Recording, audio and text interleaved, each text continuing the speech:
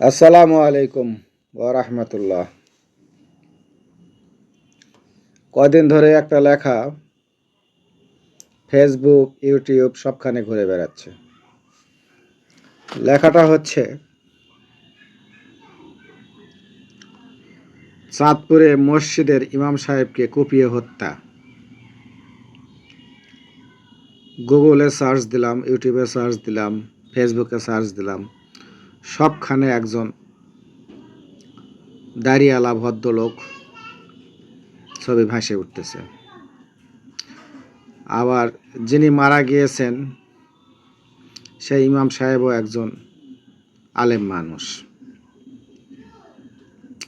প্রশ্ন হচ্ছে যে বিল্লাল সাহেব কি কারণে একজন একজন ব্যক্তি যিনি মসজিদের ইমামতি করছেন তাকে হত্যা করতে গেলেন? এটা নিয়ে বেশ কৌতূহলবশত একটু ঘাটাঘাটি করলাম। করার পরে একটা ফেসবুকে পোস্টও দিয়েছিলাম। সেই পোস্টটা আমি গতকাল দিয়েছিলাম যে চাঁদপুরে মসজিদের ভেতর ইমাম সাহেবকে কুপিয়ে হত্যার প্রসঙ্গে বিল্লাল হোসেনের দৃষ্টিতে তিনি ঠিক আছেন। ইমাম সাহেবের দৃষ্টিতে ইমাম সাহেবও ঠিক আছেন। প্রশ্ন হলো সমস্যাটা কোথায় তাহলে? ইমাম সাহেব বোঝাতে চেয়েছিলেন যদি একটি অফিসের প্রধান বা বস বা মেইন অফিসার বা ডিজি যদি একজন ব্যক্তি অফিসার হন, ডিজি সর্বেসর্বা, তিনি তার অফিসে যদি কোনো পিয়ন বা দপ্তরি বা অফিস সহকারী নিয়োগ দেন, তবে আমরা আমাদের কোনো আবেদনের ব্যাপারে বা ওই অফিস সংলগ্ন সেবাগ্রহীরা তাদের সেবার জন্য পিয়নের কাছে আবেদন করে না। আবেদনের মাধ্যম বা আবেদনের হয়, যাকে উদ্দেশ্য করে আবেদনটা লেখা হয়, বরাবর যেটাকে বলা হয়, হ্যাঁ, বরাবরটা হয় অফিসের বস। আর যিনি পিয়ন থাকেন বা দপ্তরি বা অফিস সহকারী যিনি থাকেন, তিনি সেই অফিসের বার্তা বা চিঠিপত্র ইত্যাদি আনা নেওয়ার কাজ করেন। তেমনি রূপে আল্লাহ পাক এই বিশ্ব ব্রহ্মাণ্ড থেকে শুরু করে যাবতীয় যা কিছু আছে সব কিছু তিনি মালিক। তিনি যখন কোনো বাণী প্রচার করার চিন্তা করেন তখন রসুল প্রেরণ করে থাকেন যুগে যুগে। এরপরে বান্দার কাছ থেকে কোনো ফরিয়াদ শুনবার জন্য উনি লক্ষ লক্ষ ফেরেশতা নিযুক্ত করে রেখেছেন। এটা ওনার এখতিয়ার। অর্থাৎ রাসূল এখানে বার্তাবাহকের কাজ করেন বা পিয়নের কাজ করেন, এটা উনি বোঝাতে চাইছেন।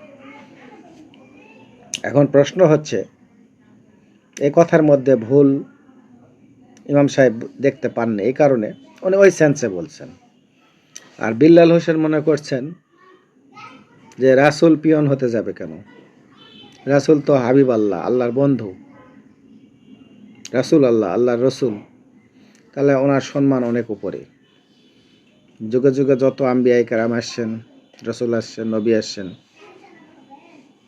উনি সবার সেরা, তাহলে ওনার সম্মান অনেক বেশি। ওনার সুপারিশ ক্রমে আল্লাহ পাক জান্নাত জাহান্নাম মঞ্জুর করবেন, তাহলে উনি অনেক ইজ্জতের অধিকারী। এই কথাটা উনি বোঝাতে চেয়েছেন। ঠিক আছে, ব্যক্তিগত ব্যাপার, তার ব্যক্তিগত বললেও ভুল হবে, যে এটাও এক ধরনের ধর্মীয় বিশ্বাস। আর ইমাম সাহেব যেটা বলছেন সেটাও এক ধরনের ধর্মীয় বিশ্বাস। সবই ঠিক আছে, আমরা দুই বিশ্বাসেই একমত বা দুই ধরনের বিশ্বাসই আমরা পোষণ করি। প্রশ্ন হচ্ছে, বিল্লাল সাহেবের কি ভালো লাগলো না লাগলো, আর ইমাম সাহেবের কি ভালো লাগলো না লাগলো, এর দ্বারা সমাজ খুব একটা প্রভাবিত হবে না বা হওয়া উচিত নয়। কারণ ওনার বক্তব্য উনি দিয়েছেন, বিল্লাল সাহেবের কোনো ফ্রন্ট সামনে থাকলে উনিও ওনার বক্তব্য রাখবেন, এটাই নিয়ম। কিন্তু ভদ্রলোক ওই পরিমাণ ধৈর্য ধরতে পারলেন না যে উনি কোনো ফ্রন্টে গিয়ে কথা বলবেন। উনি করলেন কি, চাপাতি নিয়ে আসলেন, হুজুরকে কোপাইলেন এবং হত্যা করলেন। বিল্লাল সাহেবের মতামত পর্যন্ত ঠিক ছিল, ইমাম সাহেবের বক্তব্য পর্যন্ত ঠিক ছিল, আমরা দুটাতেই একমত ছিলাম। কিন্তু বিল্লাল সাহেব যে কাজটা করছে সেটা রাষ্ট্রবিরোধী, রাষ্ট্রের আইন বিরোধী এবং সমাজের শান্তি শৃঙ্খলা বিরোধী কাজ, এটা তো মানা যায় না। বিল্লাল সাহেবের ফাঁসি হওয়া উচিত রাষ্ট্রীয় আইনে, কারণ এই রাষ্ট্রে খুনিরা ফাঁসিতে ঝোলে, এটাই আমরা ছোটবেলা থেকে দেখে আসছি, বা সংবিধানে তাই আছে। তাহলে বাংলাদেশের আইনে বা সংবিধানে যদি হত্যার বদলা ফাঁসি আইন থাকে, তাহলে সেটাই হবে বিল্লাল সাহেবের ব্যাপারে। এরকম একটা পোস্ট আমি দিয়েছি। যদি এটা না করা হয় তাহলে কি হবে, যদি বিল্লাল সাহেবকে ফাঁসি না দেওয়া হয় তাহলে এটার এগেনস্টে আবার সন্ত্রাসের জন্ম নেবে। কীরকম সন্ত্রাস? জঙ্গিবাদ। কারণ বিল্লাল সাহেবের আদর্শের বিপরীতে যে ওহাবি মতবাদ বা জামাতি মতবাদ বা জঙ্গি মতবাদ, আইএসআইএস জঙ্গি মতবাদ, বিভিন্ন মতবাদ যারা সুপ্তভাবে মনের মধ্যে লালন করে, এরা বিগত 15-16 বছর আওয়ামী শাসনের সময় কন্ট্রোলে ছিল। বর্তমানে আইন শৃঙ্খলা পরিস্থিতি খারাপ, এই সমস্ত জঙ্গিরা আবার মাথাছাড়া দিয়ে উঠবে ওই মতবাদের বিপক্ষে। এতে দেশে একটা সিরিয়া পরিস্থিতি তৈরি হতে পারে। সিরিয়া, আফগানিস্তান বা পাকিস্তানে মসজিদে হামলার যে জঙ্গি ঘটনা, বা বাংলাদেশেও যে সমস্ত ঘটনা বিগত বছরগুলিতে আমরা দেখেছিলাম, বিগত সময়গুলোতে, এগুলো আমরা আর পুনরায় দেখতে চাই না। এই জন্য বিল্লাল সাহেবকে ফাঁসি দিতেই হবে। বিল্লাল সাহেবের ফাঁসির বিপরীতে কোনো রকমের ব্যবস্থা নেই। এটা যদি এই ফাঁসিটা কার্যকর না করা হয় তবে দেশে এক ভয়ঙ্কর এক বিশৃঙ্খলা পরিবেশ তৈরি হবে। আর ইমাম সাহেবের বক্তব্য কী ছিল সেটাও আইন শৃঙ্খলা রক্ষা বাহিনী বিশ্লেষণ করে দেখতে পারে। যদি কোনো ভুল থাকে তবে সেটার ব্যাপারে আইনগত ব্যবস্থা নিতে পারত, কিন্তু বিল্লাল সাহেব তো সেই সুযোগ দেয়নি। কাজেই ইমাম সাহেবের তো আর কিছু করার নেই, ইমাম সাহেব তো দুনিয়াতে আর নেই। কিন্তু বিল্লাল সাহেব দুনিয়াতে আছে, কিন্তু ওনাকে এভাবে চলতে দেওয়া যাবে না। আমার ফাঁসি খুব শীঘ্রই কার্যকর করা উচিত বলে আমার মনে হয়। আসসালামু আলাইকুম। সূরা আল ইমরানের 144 নম্বর আয়াতটি যদি আমরা দেখি, তো সেখানে আল্লাহ পাক বলতেছেন, সূরা আয়াতটা আগে পড়ে শুনে, ওয়ামা মুহাম্মাদুন ইল্লা রাসূলুন قد خلت من قبله الرسل أفإن مات أو قتل انقلبتم على أعقابكم ومن ينقلب على عقبيه فلن يضر الله شيئا وسيجزي الله الشاكرين। আচ্ছা, এখানে আল্লাহ পাক বলতেছেন যে মুহাম্মদ সাল্লাল্লাহু আলাইহি সাল্লাম একজন রাসূল, অর্থাৎ বার্তাবাহক।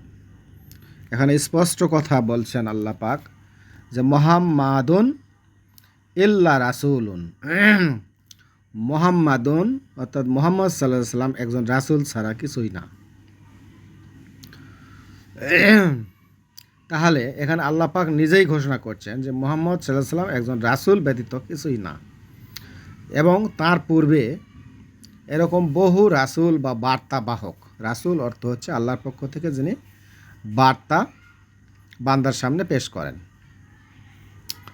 অর্থাৎ আল্লাহর পক্ষ থেকে বার্তা মানুষের মাঝে পৌঁছায় দেন, তিনি মানুষ। এটা আরেক আয়াতে আল্লাহ পাক বলছে তিনিও আপনাদের মতোই মানুষ, অর্থাৎ আপনাদের মধ্য থেকেই মুহাম্মদকে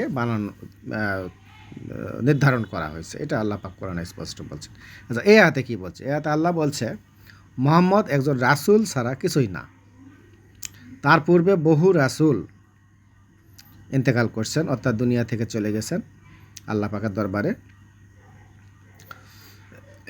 সুতরাং মুহাম্মদ সাল্লাল্লাহু আলাইহি ওয়াসাল্লামও যদি ইন্তেকাল করেন, দুনিয়া থেকে চলে যান, তাহলে কি আপনারা ধর্ম ত্যাগ করবেন? আর যদি অবিশ্বাসী হয়ে পড়েন, ধর্ম ত্যাগ করেন, তাহলে তো আল্লাহর কোনো কিছু যায় আসে না। বরঞ্চ আল্লাহ সেই সমস্ত মানুষকে যারা বিশ্বাসী, আল্লাহ পাকের প্রতি বিশ্বাসী, ধর্মকে মেনে চলেন এবং যিনি আল্লাহ পাকের কাছে কৃতজ্ঞতা প্রকাশ করেন, আল্লাহর বান্দা হিসেবে নিজেকে জাহির করেন, তা আল্লাহ পাক তাকে পুরস্কৃত করবেন। এটাই আল্লাহ পাক এই আয়াতে বলছেন। তাহলে এই আয়াত থেকে স্পষ্ট আমরা বুঝতে পারলাম যে আল্লাহ পাক মুহাম্মদ সাল্লাল্লাহু আলাইহি সাল্লামকে একজন রাসূল হিসেবেই দুনিয়াতে প্রেরণ করছেন। তিনি রাসূল ছাড়া, মানে বার্তাবাহক ছাড়া আর কিছু নয়। এরপর সূরা ইমরানের 164 নম্বর আয়াতে আল্লাহ পাক বলতেছেন যে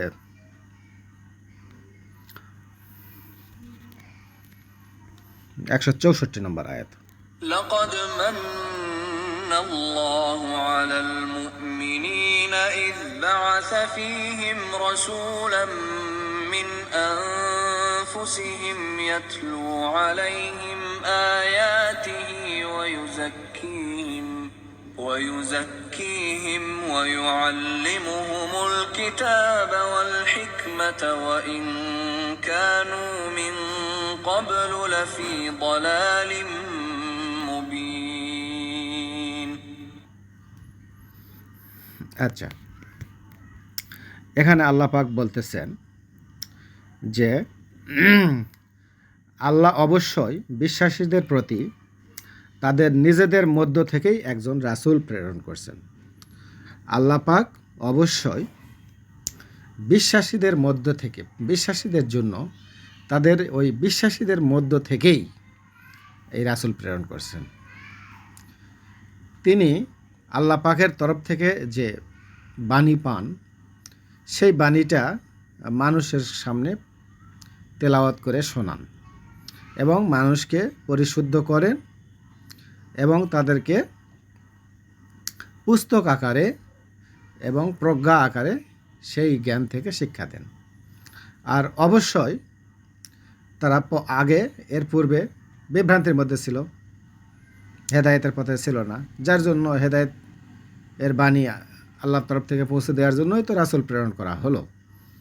তিনি সেই সমস্ত বিভ্রান্তকারী মানুষ যারা ছিলেন তাদেরকে প্রজ্ঞা, জ্ঞান শিক্ষা দেওয়ার জন্য এই আয়াতসমূহ প্রেরণ করলেন। এই বিশ্বাসীদের মধ্য থেকেই একজনকে নির্ধারণ করে নিয়ে, তার মানে এখানে কি বোঝা যাচ্ছে? রাসূল আমাদেরই মতো একজন মানুষ এবং বিশ্বাসী মানুষ, তিনাকে এই মানুষের মধ্য থেকে নির্ধারণ করা হয়েছে।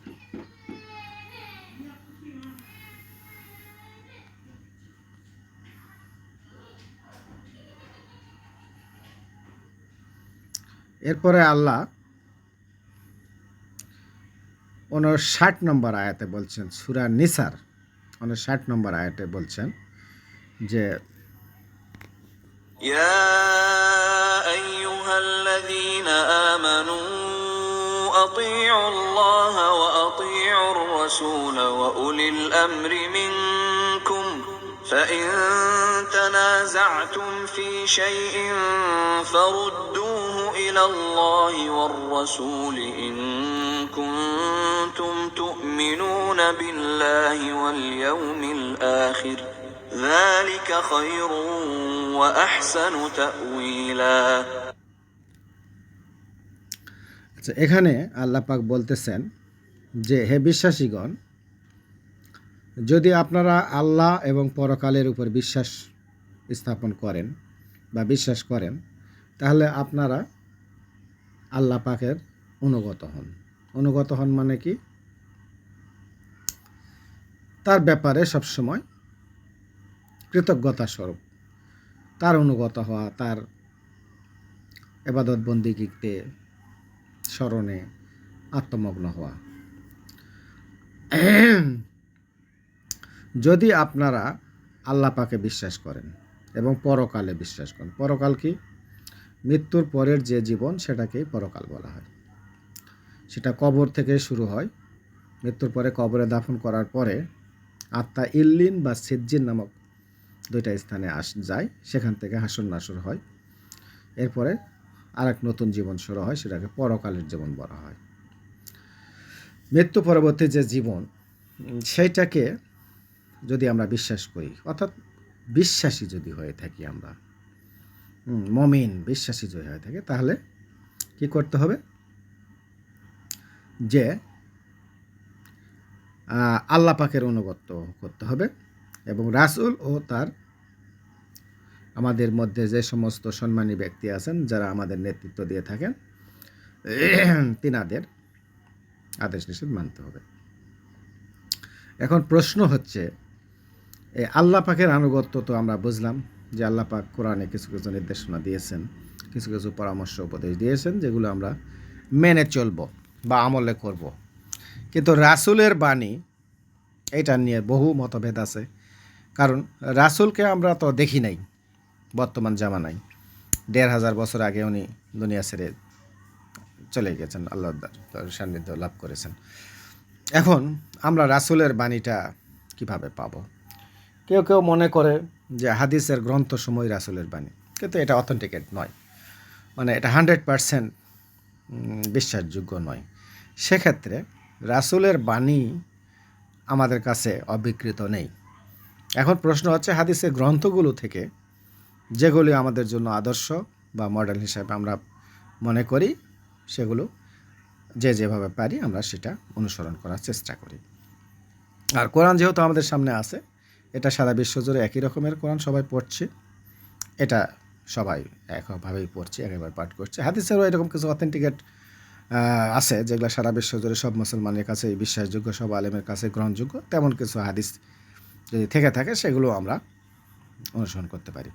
মূলত রাসূল যখন জীবদ্দশায় ছিলেন, তার সান্নিধ্যের, তার আশপাশের যেনারা ছিলেন সাহাবীগণ, তেনারা রাসূলকে পুঙ্খানুপুঙ্খরূপে তার আনুগত্য করেছেন। এটাই আল্লাহ পাক বলেছেন যে আপনারা আল্লাহর আনুগত্য করুন, মানে আল্লাহর পাকের ইবাদত বন্দেগীতে মশগুল হন, বিশ্বাসী হন এবং রাসূলের আনুগত্য করুন, এবং তার পাশাপাশি যে নেতৃবৃন্দ থাকে, সামাজিক, রাষ্ট্রীয়, ধর্মীয় দৃষ্টিতে বিভিন্ন যারা আমাদের প্রতিনিধিত্ব করে থাকেন, তেনাদের যৌক্তিক আদেশ নিষেধ মেনে চলতে বলা হয়েছে।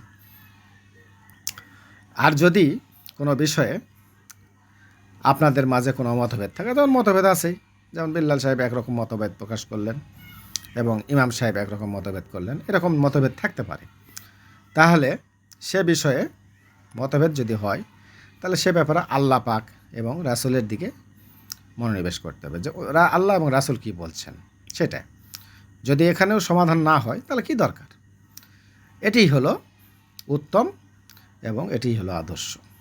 এখন প্রশ্ন যে আমরা তাহলে মতভেদ করি কেন?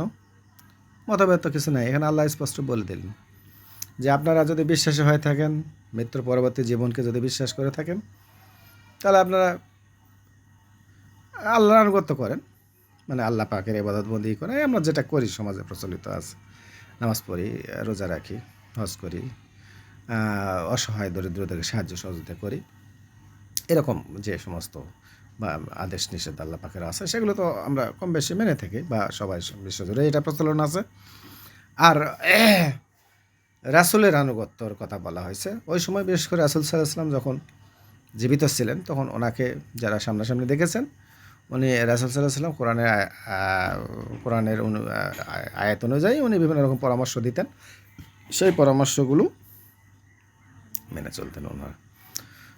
এখনও আমরা ওইভাবেই মেনে চলি। এখন আমরা যদি কোরআনকে কোরআনের কথাগুলো আমরা যদি মানি বা আমল করি, তাহলে এগুলো মূলত রাসূলকে আনুগত্যের মতোই হয়।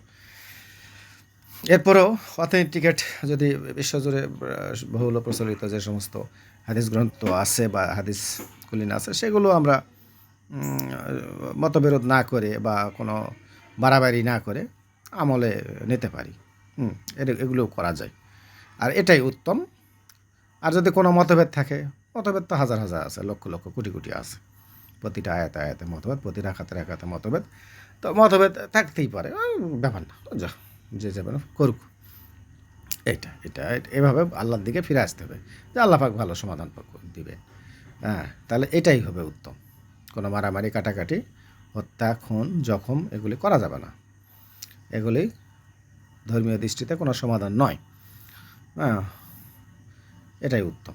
তো কোরআনে স্পষ্ট এই কথাগুলো আল্লাহ পাক বলছে। 3টা আয়াত আমরা দেখলাম।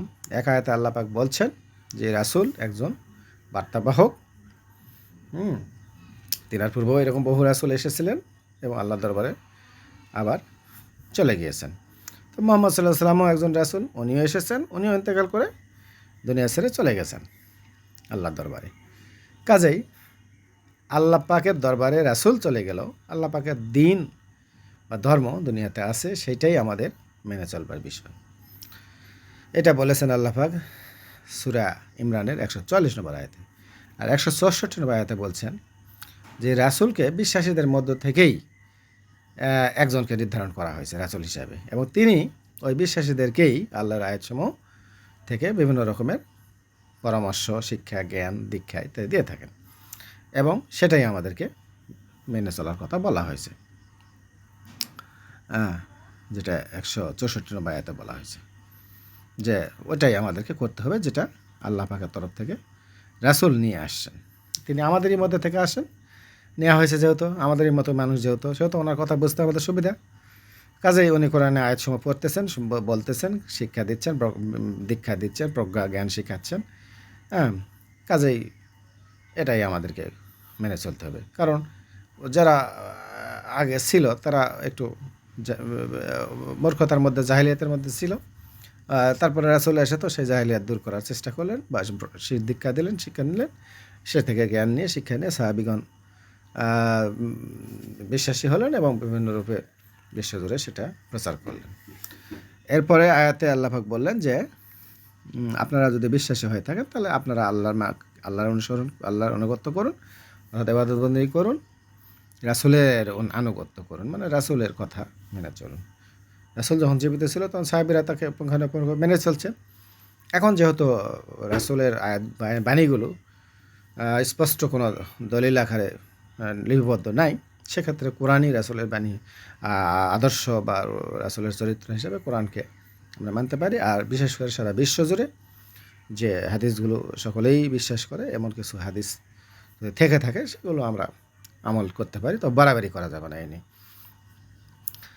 আর আমাদের যে সমস্ত পথ প্রদর্শক, যে সমস্ত নেতৃবৃন্দ আছেন সমাজে, রাষ্ট্রে, বিশ্বব্যাপী বা ধর্মীয় দৃষ্টিকোণ থেকে, যেনারা আমাদেরকে পথ দেখান, তেনাদের কথাও আমরা মেনে চলবো যতক্ষণ বিভ্রান্ত বা কোনো সমস্যা সৃষ্টি না হয়।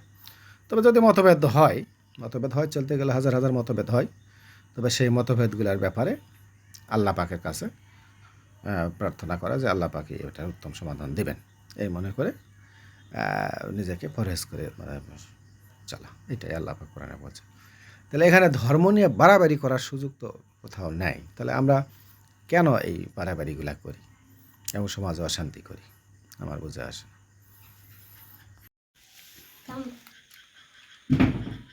নূর রহমান মাদানী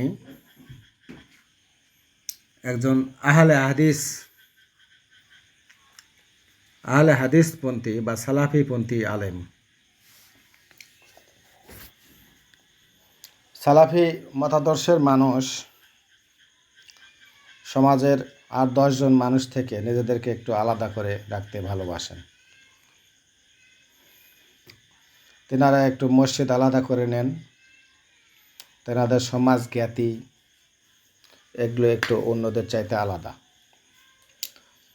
তবে হোক ধর্মীয় মতাদর্শ তো সমাজ ও রাষ্ট্রকে প্রভাবিত করতে পারে না। সমাজ, রাষ্ট্র এগুলি সব মতাদর্শ, ধর্ম, বর্ণ মিলে একাকার। তো যাই হোক, তো উনি একজন আহলে হাদিসপন্থী আলেম, এবং উনি আহলে হাদিস আন্দোলন নামে বাংলাদেশে যে একটা সক্রিয় গ্রুপ আছে, সেই গ্রুপের উনি সক্রিয় সদস্য, এবং তার লেখনীতে ওই মতাদর্শের বেশ কিছু লেখা এবং বক্তব্যে বেশ কিছু বক্তব্য ইতিমধ্যে প্রকাশিত হয়েছে, যেটা বিশেষ করে যারা পীর, অলিয়া উলিয়া, গৌস কুতুব, এই সিলসিলার মানুষ বা এই সিলসিলার মতো যারা নিজেদেরকে মুসলিম বা ধর্মবিশ্বাসী মনে করেন, তাদের সাথে সালাফিদের মতের একটু পার্থক্য হয়। তো মত পার্থক্য নিয়ে আমরা ধর্মকে বিবেচনা করি না। যখন যে সিচুয়েশন সামনে আসে, বা যে কোরআনে আয়াত সামনে আসে, বা যে হাদিস সামনে আসে, সেটাকে আমরা একটু বিচার বিশ্লেষণ করি বা একটু বোঝার চেষ্টা করি, ধর্ম পালন করার চেষ্টা করি। এগুলো নিয়ে বাড়াবাড়ি পছন্দ করি না, বা নিজেও করি না, বা কেউ করলে সেটাকে প্রশ্রয় দেয় না। আহলে হাদিসরা কি করে না করে এটা নিয়ে আমাদের অত মাথা ব্যথা নাই, পীরপন্থীরা কী করে না করে সেটা নিয়েও মাথা ব্যথা নাই। আমরা মনে করি সব কিছু মিলেই ধর্ম, সমাজ, রাষ্ট্র, এটা আমাদের নিরাপত্তা, আমাদের রক্ষা কবচ। এখানে এই মতাদর্শ কোনো প্রভাব ফেলতে পারে না। তো সেই হিসাবে উনি আহলে হাদিস, ওনার মতাদর্শ একটু ভিন্ন হওয়াটাই স্বাভাবিক। তবে যুক্তি আছে, তার কথার মধ্যেও যুক্তি আছে। ওই যে সূরা ইমরানের 144 নম্বর আয়াত আছে, এটা ওনার ওই বক্তব্যের সাথে পুরোপুরি মিলে যায়। তো সেই দৃষ্টিকোণ থেকে বিবেচনা করলে উনি আহলে হাদিস না সালাফি না হানাফি, কি এত আমাদের এত আদর্শের দরকার নাই। আমাদের দেশটাকে সিরিয়া বা ওই আফগানিস্তান বানাতে যাচ্ছি না, কাজে এইসব মতাদর্শ নিয়ে আমরা মাথা ঘাটাতে চাই না। তবে যেহেতু মতবাদ কেন্দ্রিক একটা ঘটনা ঘটাইছে বিল্লাল হোসেন, এটাকে কোনোভাবেই মেনে নেওয়া যাচ্ছে না। এটার উপযুক্ত শাস্তি বা বিচার অবশ্যই হতে হবে। যেহেতু নূর রহমান মাদানী আহলে হাদিস, আর তারা আলাদা মসজিদেও নামাজ পড়ে, তো সেখানে বিল্লাল হোসেন তার বক্তব্য শুনতে গেল কেন? এটা নিশ্চয়ই কোনো পরিকল্পিত ব্যাপার। তো আমরা চাচ্ছি না যে এই বিষয়গুলো আর সামনে ঘটুক। বিল্লালের ফাঁসির মধ্যে দিয়ে এখানে নিষ্পত্তি হয়ে যায় বিষয়টা। মসজিদের ইমামকে আঘাতকারী বিল্লাল হোসেন, বয়স 50 বছর কাছাকাছি, কম বেশি। তিনি একজন ফেরি করে সবজি বিক্রেতা, খুব কষ্ট করে সংসারটা চালান। ধর্মীয় মাদকতা, উগ্রতা, ধর্মান্ধতা মানুষকে দিক বিদিক জ্ঞান হারিয়ে দেয়। তার এই ক্ষুদ্র যে ফেরি করে তরকারি বেচা, এই উপার্জনের উপরে তার সংসার চলে। তার মেয়ের পড়াশোনা, তার ছেলের পড়াশোনা, তার পরিবারের ভরণ পোষণ, কি দরকার তার এই সমস্ত ফাজলামো করার? তা অনেক অল্প শিক্ষিত মানুষ, পীরপন্থা মানুষ, পীরকে সম্মান করেন, ভালো কথা, যা পারেন করেন, কিন্তু উনি একজন সবজি বিক্রেতা। এই সব খুন খারাপের মধ্যে কেন যেতে হবে তাকে? এখন তার পরিবারের কী অবস্থা? তার যদি ফাঁসি হয়ে যায় তাহলে তার পরিবারের কী অবস্থা হবে? কিন্তু যে অপরাধ করছে তার তো ফাঁসি না দিয়েও রাষ্ট্র অপরাধ দায় নিতে পারে না। ধর্মীয় ধর্মান্ধতা, উগ্রতা মানুষকে অমানুষ পশু বানায় দেয়। বিশ্বজুড়ে ইসরায়েল থেকে শুরু করে ভারতের উগ্র হিন্দুত্ববাদ, ইসরায়েলের জায়নবাদ, মধ্যপ্রাচ্যে শিয়া সুন্নি মতবাদ, এবং বাংলাদেশে এই সমস্ত জঙ্গি বিগত 16 বছর শেখ হাসিনার সরকার এদেরকে লাঠির আগালত সোজা করে রাখছিল। বর্তমানে এই লাঠিটা সরে যাওয়ার কারণে আবার সেই শয়তানেরা আবার মাথাচাড়া দিচ্ছে। ফ্যাসিবাদের অন্য যতই দোষ থাক, কিন্তু এইসব আবর্জনাদেরকে দমন করে রাখছিল, একটা গুণ ছিল। এই আবর্জনাগুলা সন্ত্রাস চাঁদাবাজগুলো আবার মাথাছাড়া দিয়ে উঠছে। এদেরকে দমন করা যাচ্ছে না, দেশকে ব্যর্থ রাষ্ট্র বানাতে চাচ্ছে এরা। এসব জঙ্গি উন্মাদনাকে ফাঁসি দিয়ে ক্রস ফায়ার দিয়ে শেষ করে দেওয়া উচিত।